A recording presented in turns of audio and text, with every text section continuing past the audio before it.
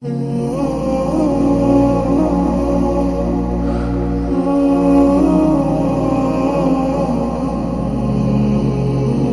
بزرگوں،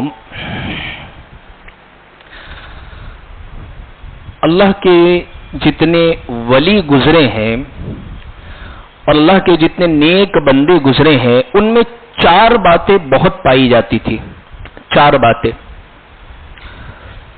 نمبر 1 قلت کلام، نمبر 2 قلت منام، نمبر 3 قلت طعام، نمبر 4 قلت اختلاط مع الانام۔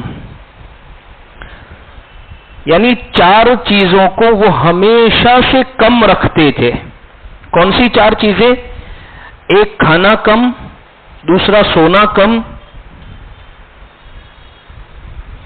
تیسرا لوگوں سے ملنا کم، اور چوتھا بولنا ہمیشہ کم رکھتے تھے وہ۔ اور وہ فرماتے ہیں کہ ان 4 چیزوں نے ہمیں اپنی زندگی کے اندر بہت فائدہ دیا ہے۔ ہماری روحانی ترقی میں ان چیزوں نے بہت زیادہ ہمارا ساتھ دیا ہے۔ بہت سارے گناہوں سے بچنے میں ہمیں یہ چیزیں بہت کام آئی۔ فتنوں سے رکنے کے اندر یہ چیزوں نے ہمارا بہت ساتھ دیا ہے۔ ظاہر سی بات ہے یہ 4 چیزیں بڑی اہم ہیں۔ ایک تو کم بولنا، اسی لیے حضرت شیخ سعدی رحمۃ اللہ علیہ فرماتے ہیں کہ میں کبھی بھی خاموش رہنے پر نہیں پچھتایا ہوں۔ جب بھی میری پکڑ ہوئی ہے یا پچھتایا ہوں تو میرے بولنے پر ہی میری پکڑ ہوئی ہے۔ اس لیے حدیث میں حضور نے اس کو یوں بیان فرمایا، من صمت نجا، جو چپ رہا خاموش رہا اس نے نجات پائی۔ ایک چپ، بس کے پیچھے لکھا ہوتا ہے نا، ایک چپ 100 سکھ، یعنی خاموشی بہت بڑا، یوں سمجھ لیجئے اللہ کی طرف سے آپ کے لیے کامیاب ہونے میں مددگار ہونے کا ایک آلہ ہے، ایک ذریعہ ہے خاموشی۔ اس لیے بعض مرتبہ خاموشی بہت بڑا جواب ہوتا ہے۔ بعض لوگوں کی عادت ہوتی ہے بعض لوگوں کو پریشان کرنے کی، کہ یہ کچھ بولے، ریئیکٹ کرے تو پھر میں اس کے اوپر برس جاؤں۔ لیکن آپ نے خاموش رہ کر اس کے آگے والے داؤ کو ختم کر دیا ہے۔ اس لیے ہمیشہ خاموشی کو لازم پکڑے، نمبر 1۔ نمبر 2 قلت اختلاط مع الانام، لوگوں کے ساتھ بہت ملنا، بہت جلنا اور بہت مجلسیں کرنا یہ پسندیدہ نہیں ہے۔ ہماری جو مجلس بازیاں جو ہوتی ہے، مجلسیں کیا ہوتا ہے اس میں ذرا غور کرے۔ غیبت، کوئی گناہ کے اوپر بات، یا اسی طریقے سے کوئی ناجائز امر کی طرف دعوت دینا، اور لوگوں کی صحبتوں کے، لوگوں کے ساتھ میل جول کا اثر انسان کے اوپر لازماً پڑتا ہے، بالکل پڑتا ہے۔ چاہے وہ کوئی بھی شخص ہو، ہر شخص کے اوپر ایک آدمی اپنے آپ کو چاہے کتنا ہی کہے بھئی میں بہت مضبوط ہوں، میں بہت پاورفل ہوں اور میں فلانا ہوں، لیکن بعض مرتبہ وہ کسی کے ساتھ بیٹھتا ہے، کسی کی بات سنتا ہے اور کسی کے تعلق سے کوئی باتیں اس کے کانوں میں پڑتی ہے تو اس کے فیصلے، اس کی باتیں، اس کی زبان یا بہت ساری ایسی چیزیں اس میں تبدیل ہوتے ہوئے نظر آتی ہے۔ ارے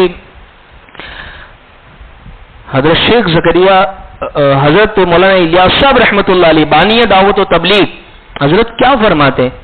حضرت نے جب اس دعوت و تبلیغ کا کام شروع کیا اور میوات میں کام کرنے والے، دیہات کے، گاؤں میں، کھیت میں کام کرنے والے لوگ تھے، وہ آداب سے اتنے واقف نہیں تھے.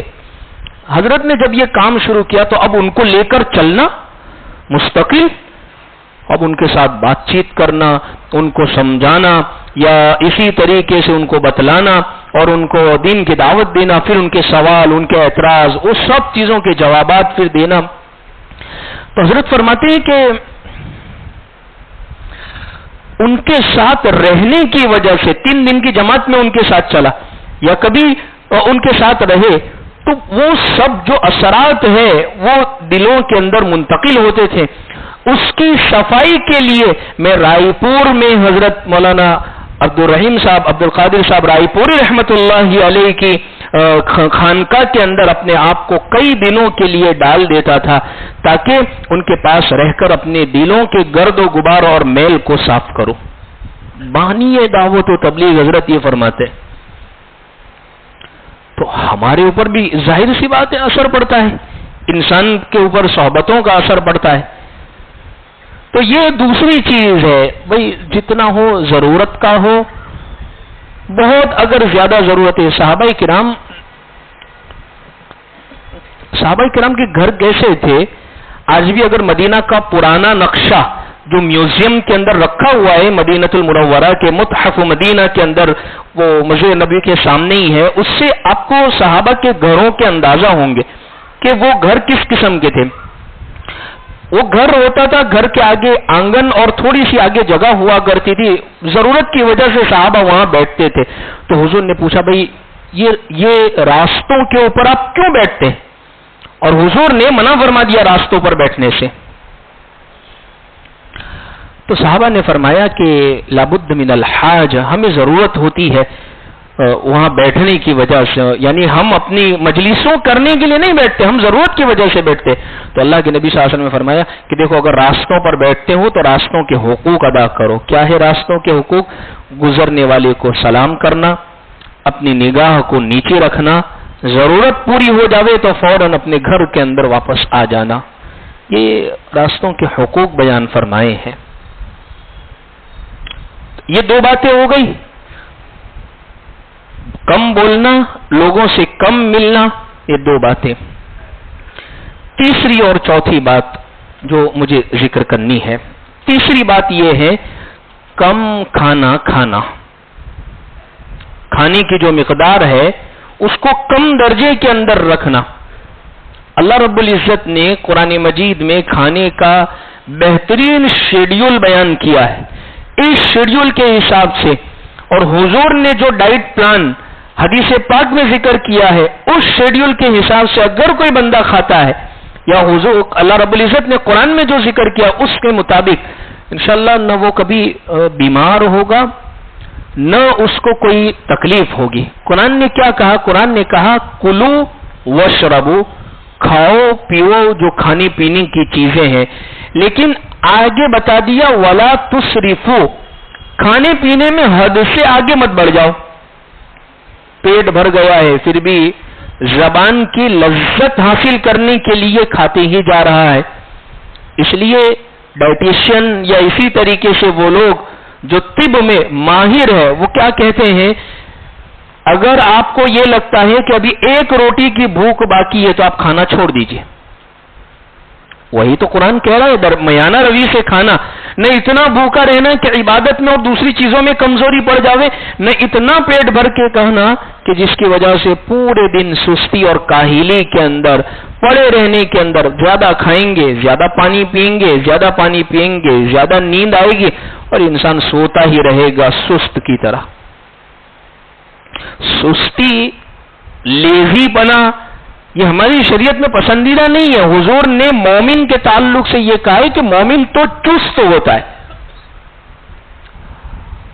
المؤمن القوی، مومن وہ طاقتور، چست، عبادتوں پر جمنے والا اور اسی طریقے سے ہر اعتبار سے پابند، وہ بہترین مومن ہے کمزور کے اعتبار سے یا سست ہونے کے اعتبار سے. تو اس لیے اور اچھا حدیث پاک کے اندر کیا ذکر کیا گیا ہے؟ حدیث پاک میں حضور اکرم صلی اللہ علیہ وسلم نے فرمایا وعن مقداد ابن الاسود، حضرت مقداد ابن اسود رضی اللہ عنہ سے مروی ہے. حضرت مقداد بن اسود صحابی ہے اور بڑے جلیل قدر صحابی ہے. یہ کتنا پیارا نام ہے، مقداد، صحابی رسول ہے، ایسے نام رکھنے چاہیے. یہ فرماتے ہیں کہ اللہ کے رسول صلی اللہ علیہ وسلم نے حدیث پاک کے اندر یہ بات ارشاد فرمائی، ما ملأ ابن آدم وعاء شرا من بطنه، سب سے بدترین برتن اگر انسان کوئی بھرتا ہے تو وہ اس کا پیٹ ہے. سب سے بدترین برتن، جو برتنوں میں بھرا ہوا اگر کوئی برتن ہے تو وہ انسان کا پیٹ ہے.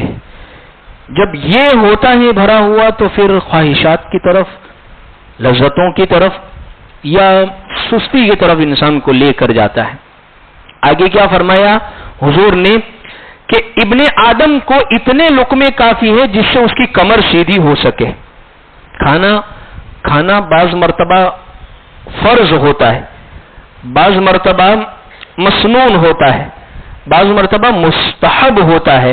فرض کس موقع پر ہے کہ اب اس کو کھانا ہی پڑے گا، نہیں کھائے گا تو گنہگار ہوگا، مرنے کے قریب ہو گیا ہے، اس موقع پر اب اس کو کھانا ہی پڑے گا کیونکہ یہ مرنے کے قریب ہو گیا.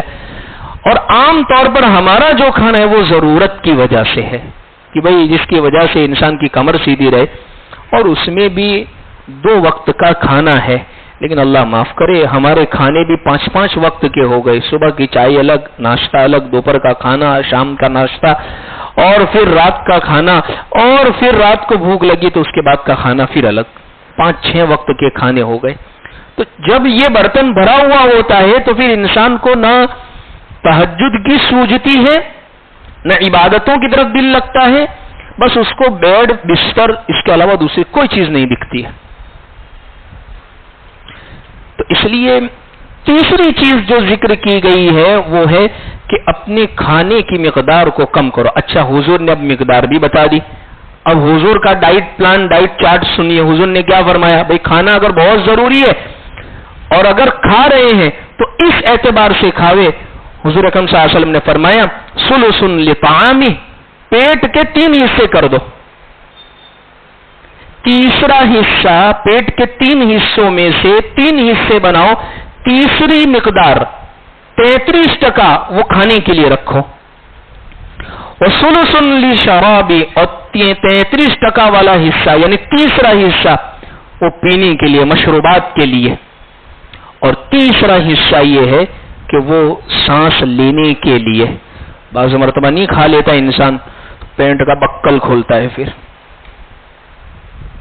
جو کپڑے پہنے اس میں تو چلتا بھی نہیں ہے، پھر وہ اوپر سے پیٹ اٹھا کے نیچے کی طرف لے جاتا ہے. وہ لکھا ہے نا ایک واقعہ کتاب کے اندر، ایک آدمی نے بہت کھانا کھا لیا، بہت زیادہ کھانا کھا لیا. ڈاکٹر کے پاس گیا، ڈاکٹر صاحب بہت بے چینی ہو رہی ہے، اور تو وجہ کا کھانا بہت زیادہ کھا لیا. ڈاکٹر صاحب نے کہا ٹھیک ہے یہ گولی دیتا ہوں، اس کو کھا لو، انشاءاللہ ہضم ہو جائے گا. کہا ڈاکٹر صاحب گولی کی بھی جگہ نہیں ہے، اب تو کوئی ملمت دو، کیونکہ اندر تو نہیں اترے گا آپ کچھ بھی. تو بتلانے کا مقصد یہ بہترین ڈائٹ چارٹ ہے جو حضور کی طرف سے امت کو بتلایا گیا ہے. اور آج بھی آپ اٹھا کر دیکھ لیجئے، جتنے بھی وہ لوگ جو جم کرتے ہیں، ڈائٹ پلان بنواتے ہیں، ڈائٹ چارٹ بنواتے ہیں، ڈائٹنگ وغیرہ کرتے ہیں، ان کے شیڈیول میں یہی بات ہوگی. بس سنت کے مطابق اپنا کھانا کر دو، انشاءاللہ جسم کی سستی دور ہو جائے گی، انشاءاللہ کاہلی دور ہو جائے گی، بدن پھرتیلا رہے گا اور نشاط اور چستی رہے گی، اور عبادتیں کرنے کا انسان کو جی چاہے گا. تو تیسری بات یہ جو ہے کہ انسان کے لیے اللہ رب العزت نے قرآن مجید میں یہ بات ذکر فرمائی ہے کہ اس کا کھانا جو ہے نا وہ مقدار میں ہو. پن کیسے ہوگا کھانا؟ کیونکہ ابھی ایک ٹرینڈ مستقل چلا ہے فوڈ بلاگر کا، ہر دوسرا دن گزرتا ہے اور ہمارے سامنے ایک نئی ریلز، اچھا یہ بھی جگہ اچھی ہے، آفر کے اندر ہے، اور یہاں یہ اتنے دام کے اندر یہ کھانا مل جاتا ہے. تو بہت بڑا مشکل ہے. اس لیے کہتے ہیں کہ بہترین کھانا انسان کے لیے. کل رات ہی میں ہم نے تفسیر کے اندر یہ بات ذکر کی. حضرت شیخ الاسلام مفتی تقی عثمانی صاحب دامت برکاتہم نے حضرت نے اپنی زندگی کے نچوڑ میں 20 نصیحتیں فرمائی ہیں. اس میں ایک نصیحت یہ تھی 5 یا 6 نمبر کی، سب سے بہترین دسترخوان تمہارے گھر کا دسترخوان ہے. چاہے سوکھی غذا مل رہی ہے لیکن وہ تمہارے لیے سب سے بہترین دسترخوان ہے. تو تیسری بات یہ ہے قلت طعام. انسان اپنے کھانے کی مقدار کو، آپ دیکھیے نا، حضور کی سب سے زیادہ حدیثیں اگر کسی سے مروی ہے، حضور سے سب سے زیادہ روایت لینے والے صحابی وہ حضرت ابو ہریرہ رضی اللہ عنہ. ان کے کھانے کا حال کیا تھا؟ ارے اصحاب صفہ میں سے تھے. حضرت ابو ہریرہ فرماتے کوئی کھجور کا گوشہ، ایسے پلر بنے ہوئے تھے چبوترے کے اندر، وہاں کوئی لٹکا جاتا تو ہم وہاں سے توڑ کر کھا لیتے تھے. کبھی دودھ کا پیالہ آ گیا تو حضور نے سب کو دے دیا، کبھی کسی جگہ سے دعوت آ گئی تو لے لیا. بس یہی تھا ہمارا گزر بسر. امی عائشہ رضی اللہ عنہ فرماتی ہے کہ 2 مہینے گزر جاتے اور گھر میں 2 کالی چیزیں ہوتی تھی، صرف 2 کالی چیزیں، ایک پانی اور ایک کھجور. یعنی ان لوگوں نے کھانے پر فوکس اتنا نہیں کیا کبھی زندگی کے اندر. کبھی پر تکلف کھانا بھی آ گیا. وہ ایک واقعہ نہیں ہے بڑا مشہور، رات کے وقت یا دن کے وقت حضرت ابوبکر صدیق، حضرت عمر اور حضور اکرم صلی اللہ علیہ وسلم یہ تینوں حضرات باہر نکلے اور بھوک کی بے چینی کی وجہ سے ایک جگہ کہیں سے کھانے کی دعوت ملی، وہاں پہنچ گئے. یعنی بھوک کی وجہ سے نیند نہیں آ رہی تھی، اس موقع پر پیٹ بھر کر کھانا کھایا تو حضور نے اپنے دونوں ساتھیوں سے فرمایا کہ اس نعمت کے متعلق بھی کل قیامت کے دن تم سے پوچھا جائے گا. یہ کوئی شوقیہ حاصل ہوئی نعمت تو نہیں تھی، یہ تو ضرورت کے موقع پر استعمال کی گئی نعمت تھی. بھئی نعمتیں 2 طرح کی ہوتی ہیں انسان کے پاس، ایک ضرورت والی نعمت، بہت سخت بھوک لگی اور اس وقت کچھ لقمے مل گئے، یہ ضرورت. اور ایک ہے آج تو یہ کھانا تو کھا لیا ہے لیکن یہ ڈش تھوڑی سی ایسی بنا لو کہ تھوڑا مزہ چٹپٹا ذرا آ جاوے، یہ ہو گیا شوقیہ کھانا. تو صحابہ نے یہ جو کھانا کھا تو ضرورت کی وجہ سے، اس کے باوجود حضور نے فرمایا لَتُسْأَلُنَّ يَوْمَئِذٍ عَنِ النَّعِيمِ، تم سے نعمتوں کے بارے میں پوچھا جائے گا. تو ہمیشہ زندگی کے اندر یہ تیسری چیز کہ کھانے پر اتنا فوکس نہیں کرنا. اللہ رب العزت نے یہ جو زندگی دی ہے صرف کھانے کے اوپر گزارنے کی، اس لیے کہنے والے نے بڑی اچھی بات کہی ہے، کھانا اس لیے ہونا چاہیے کہ زندہ رہ سکو. زندہ اس لیے مت رہو کہ تم کھا رہے ہو، یعنی میں زندہ بس کھانے کے لیے ہی آیا ہوں، دنیا میں بس کھانے کے لیے ہی آیا ہوں. نہیں، بس اس لیے زندگی باقی ہے، اس لیے کھا رہا ہوں کہ اس کی وجہ سے کمر سیدھی ہو جاوے. 3 باتیں ہو گئی. چوتھی بات جو اللہ والوں میں بہت زیادہ موجود تھی وہ ہوتا تھا قلت منام، کم سونا. ان کا سونا کم تھا، سونا شیڈیول والا تھا اور سونا قرآنی ترتیب کا تھا. ہمارا سونا ایک تو زیادہ ہو گیا ہے، شیڈیول خراب ہو گیا ہے اور قرآن کی ترتیب کو ہم نے سونے کی پوری بدل دیا ہے. اللہ رب العزت نے قرآن میں فرمایا وَجَعَلْنَا نَوْمَكُمْ سُبَاتًا، کہ ہم نے تمہارے لیے تمہاری نیند کو آرام بنایا ہے. نیند، اب دیکھیں نا کہ انسان جب نیند نکال کر، نیند لے کر جب اٹھتا ہے تو کتنا فریش، نشاط، چستی اس کے اندر آ جاتی ہے. یعنی ایسا لگتا ہے کہ کسی نے اس کو ریفریش کر دیا ہے، کسی نے بالکل چوکنا یہ ہو گیا ہے. نیند لینے کے بعد یہ حالت ہوتی ہے. لیکن وہ نیند ہوتی ہے جو رات کے وقت میں جو قرآنی ترتیب میں جو نیند بتائی ہے اس نیند کے متعلق اللہ رب العزت نے قرآن میں فرمایا وَمِن رَحْمَتِهِ، اللہ کی رحمت میں سے اللہ نے تمہارے لیے یہ بنایا جَعَلَ لَكُمُ اللَّيْلَ لِبَاسًا، کہ اللہ تبارک و تعالی نے تمہارے لیے تمہاری رات کو لباس بنایا. لباس انسان کو ڈھک دیتا ہے پورا، رات انسان کو پوری کی پوری ڈھک دیتی، یعنی اب یہ سونے کا وقت ہے، اب یہ آرام کا وقت ہے. اسی لیے ہر انسان کو اتنی نیند ضروری ہے جس کی وجہ سے اس کی زندگی کی ترتیب باقی رہے. جیسے اگر چھوٹے بچے ہیں تو تو ان کے لیے 10-12 گھنٹے کی نیند ضروری ہے. 12-14 سال سے 40 سال تک 7-8 گھنٹے کی نیند ضروری ہے. 40 سال کے اوپر انسان ہو گیا ہے تو 6-7 گھنٹے کی نیند اس کے لیے لازماً اور ضروری ہے. اتنی نیند کافی ہے، اتنی نیند کافی ہے. لیکن وہ ترتیب کے ساتھ اللہ نے قرآنی ترتیب یہ بیان فرمائی ہے، تمہارے لیے ہم نے دن کو کام کرنے کا وقت بنایا اور رات کو ہم نے تمہارے لیے آرام کا ذریعہ بنایا ہے. وہ ترتیب الٹی ہو گئی ہے کہ انسان رات بھر جاگ رہا ہے. اکثر ماں باپ کی شکایت ہے کہ رات میں بچے سوتے نہیں ہیں. تو سب سے پہلا یہی سوال، آپ کتنے بجے سوتے ہیں؟ سیدھی سی بات ہے، اگر آپ ہی جاگ رہے ہیں تو بچے تو جاگنے ہی والے ہیں. اسی لیے کسی نے کہا ہے نا کہ بھئی موبائل بہت دیکھتے ہیں تو اس کو چھڑانے کا بہت اچھا ذریعہ یہی ہے کہ ان کے سامنے موبائل استعمال کرنے کو چھوڑ دیجئے. کسی کی یہ شکایت بہت ٹی وی دیکھتا ہے، تو بھئی ہم نے بھی والی میٹنگ میں یہ بات کہی تھی کہ لڑکا بہت ٹی وی دیکھتا ہے تو گھر میں ہے تو دیکھ رہا ہے نا، آپ ہی نے لا کر رکھا ہے، وہ آپ گھر میں سے نکال دیجئے تو انشاءاللہ نہیں دیکھے گا. تو اس لیے رات کو اللہ رب العزت نے جس ترتیب سے قرآن مجید میں بیان فرمایا وہ ترتیب یہی ہے کہ اللہ نے رات کو آرام کا ذریعہ بنایا ہے.